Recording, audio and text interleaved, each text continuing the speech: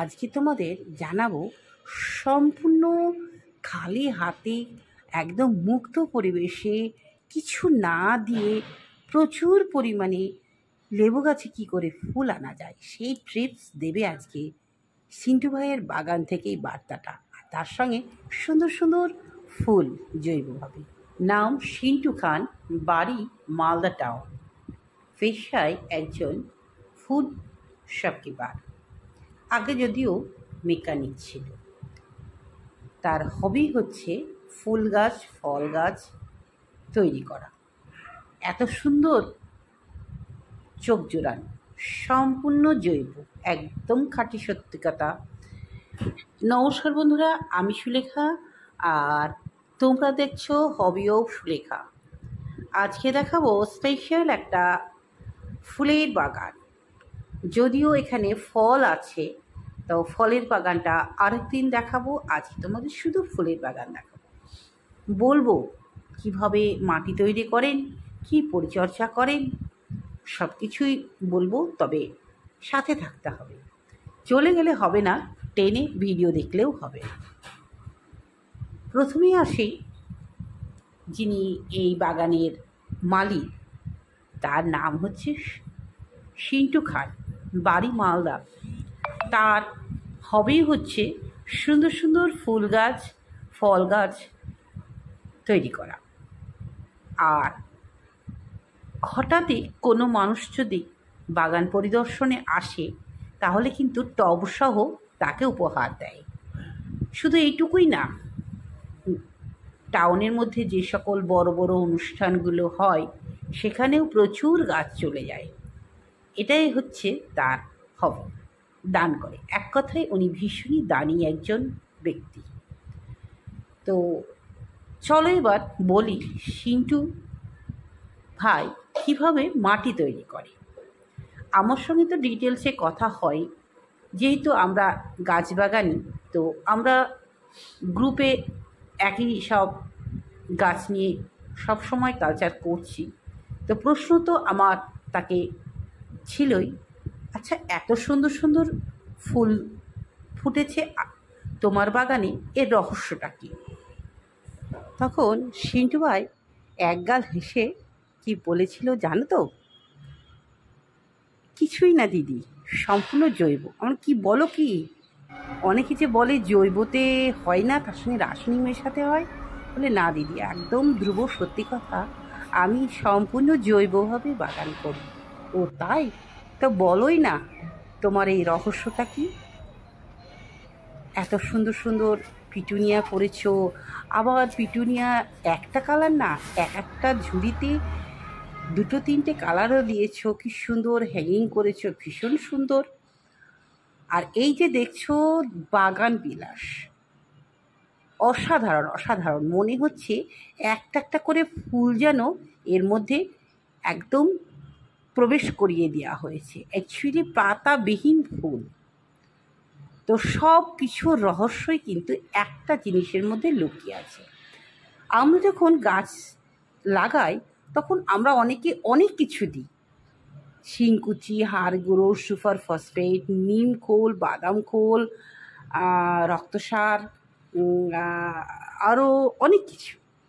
তো এই রকম প্রশ্ন আমি তার কাছে রেখেছিলাম, সিন্টু তুমি কি কি দাও বলো? বলে না দিদি, আমি কিছুই দিই না। তাহলে কি দাও এত সুন্দর ফুল?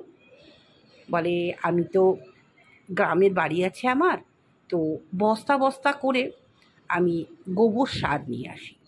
তো সেই গোবর সারগুলো দিদি আমি মোটামুটি ওই একদম বর্ষাকালটা ভিজিয়ে, মানে বাইরে ফেলে রাখি, দিয়ে একদম সম্পূর্ণ ভিজে পচে চলে যায়, হয়ে যায়। যখন 4 মাস কমপ্লিট হয়ে যায় তখন ওগুলোকে আমি সুন্দর করে বিছিয়ে, মানে ছাদে শোকাতে দিই।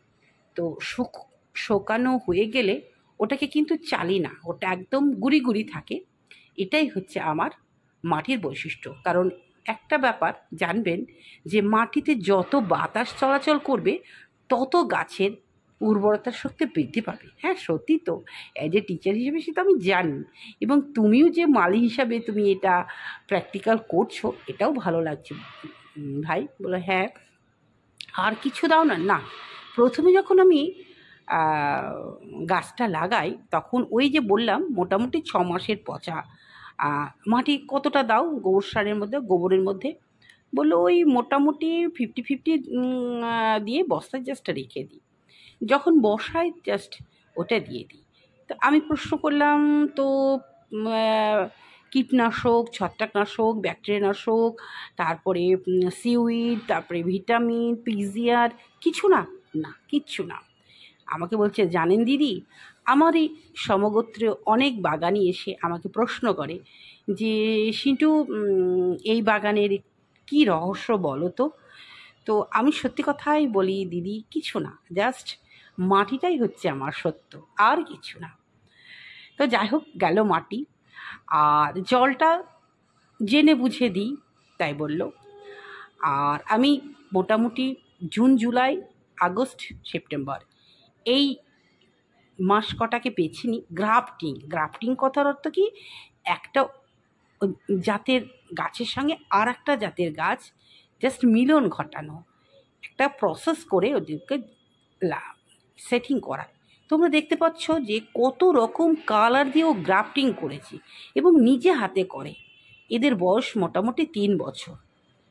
শুধু কি বাগান বিলাস, তার সাথে আছে মানে কি বলবো, ইনডোর প্ল্যান্টের সম্ভার, প্রচুর ইনডোর প্ল্যান্ট। ইনডোর প্ল্যান্টের পাতাগুলোও চকচক করছে, যেন মনে হচ্ছে যে একটা পরিষ্কার কাপড় দিয়ে মোছা। সত্যিই তাই দর্শক বন্ধু, যে গোবর সার মানে জৈব সার, কম্পোস্ট সারের যে এত গুণ, সেটা কিন্তু এই সিন্টুর বাগানে আমরা দেখেই বুঝতে পারছি। আর একটা গোপন টিপস আজকে তোমাদের দিতে চলেছি, সেটা তোমরা জাস্ট নিয়ে নাও। এই টিপসটা কিন্তু আমি একদম নতুন তোমাদের দিচ্ছি। বলে কি যে লেবু গাছে ফুল আসে না। কী করলাম, আমি টব থেকে সরিয়ে দিলাম, জাস্ট মাটিটাকে কেটে আলগা করে রেখে দিলাম, একদম জল কম দিলাম। দেখেন দিদি, কত সুন্দর ফুল এসেছে। মানে বলো কীভাবে? মানে হ্যাঁ, এটাই হচ্ছে গোপন টিপস। ফুল গাছ মানে লেবু গাছে যদি ফুল না আসে, তাহলে কিন্তু এই টিপসটা আপনারা ফলো করতে পারেন। ওফ, ভীষণই ভালো লাগলো দর্শক বন্ধু, আমিও শিখলাম, এবং আমার চ্যানেলের মাধ্যমে আমার শুধু দর্শক বন্ধুরাও জেনে গেল। অনেকে হাহুতাশ করে, এটা দেয় ওটা দেয়, আমারই হচ্ছে আমি 4 রকম সার নিজে মিশিয়ে দিয়েছি। কিন্তু সিন্টু ভাইয়ের মুখে যখন এই গল্পটা শুনলাম, আমি আশ্চর্য হয়ে গেলাম। আরে শুধু এইটুকু টেকনিক? বলে হ্যাঁ দিদি, এইভাবেই আপনি করবেন, দেখবেন আপনারও গাছে এইরকম একদম পাতা ছাড়া ফুলে ঢেকে যাবে। তো যাই হোক, এটা ভীষণই ভালো লাগলো। তোমাদের কেমন লাগলো অবশ্যই জানাবে। এত সুন্দর সুন্দর গাছ দেখালাম, ট্রিপস বললাম, সম্পূর্ণ জৈবভাবে মিষ্টি মিষ্টি কমেন্টের মাধ্যমে জানাবে। এবং এই চ্যানেলটার যদি নতুন বন্ধু হও, তাহলে অবশ্যই সাবস্ক্রাইব করে বেল আইকনটাকে প্রেস করে যাবে, যাতে সবার আগে এই নতুন নতুন উপকারী ভিডিওগুলো তোমার কাছে পৌঁছে যায়। আবারও আসবো নতুন করে, নতুন রূপে। হবি অফ সুলেখা আর hobby of Sulekha vlog channel তোমাদের পাশে আছে। আজকে আসি, টাটা।